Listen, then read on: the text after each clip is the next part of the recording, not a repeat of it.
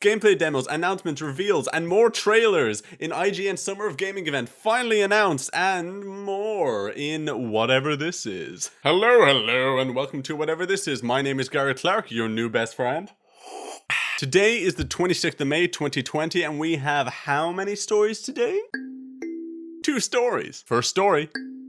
IGN Summer of Gaming revealed. So this is going to be one of the first schedules that one of these big new digital expos are going to be happening. And this is being written up by Joe Screbbles over at, you guessed it, IGN. So the IGN Summer of Gaming event will be in June, and there are going to be 3 big events to look out for. 1, the IGN Expo, 2, charity event, and 3, icons. And 4, the pre-show. Let's start with the first one, the IGN Expo, and that will be on the 5th, the 8th, and the 9th of June, and it will show from developers, announcements, and reveals from across the industry. And of course, IGN Expo will be alongside other announcements from other companies doing their own events, like Blizzard, Xbox, or CD Projekt Red. In the schedule they've shown, there will be everything from Cyberpunk 2077 details, new announcements, gameplay demos, trailers. There will be gameplay footage and exclusives from things like Yakuza Like a Dragon, New World, which is the Amazon PvP MMO game. There will be the new Samurai Jack Battle for Time. There will be exclusive footage of Wasteland 3, and a bunch more.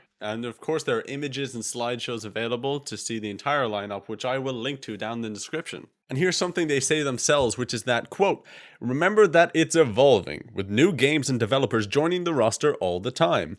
We can also say that you'll see the likes of Arcade 1-Up, Blizzard, EA, Facebook/Oculus, Google Stadia, Square Enix, Ubisoft, and Xbox appearing. And in the Summer of Gaming programming, number 2, charity events, which will be in support of the World Health Organization's COVID-19 Solidarity Response Fund. They'll have stuff like Animal Crossing's Celebrity Island Tours, where you can see a day-long stream of just showing unique guest locations and homes and abodes. And that'll include segments from the hit talk show Animal Talking, the Animal Crossing talk show, with your host and creator, Gary Whitta. And the kind of bonus or pre-show that they're mentioning is the Speedrunner Countdown Challenge, which will have a bunch of speedrunners doing challenges to try and face records, world records, from games such as Bloodborne. There will be someone doing all of the mainline Fallout games. There'll be Super Mario 64, there'll be Sekiro, and many, many more. This will also include in-depth commentary from the speedrun charity organization GDQ, or Games Done Quick. And number 3, Icons Month, which will have interviews, retrospectives, and hot takes from some of the biggest names and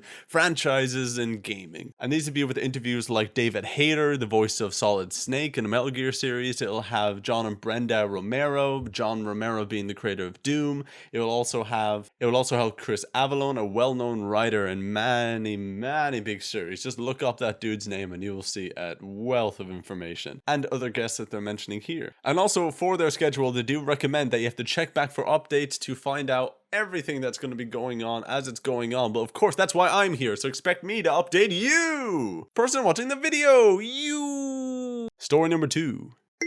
Formula E driver Daniel Abt uses a professional gamer to compete for him in an esports race. And I believe this original story is coming from BBC Sport.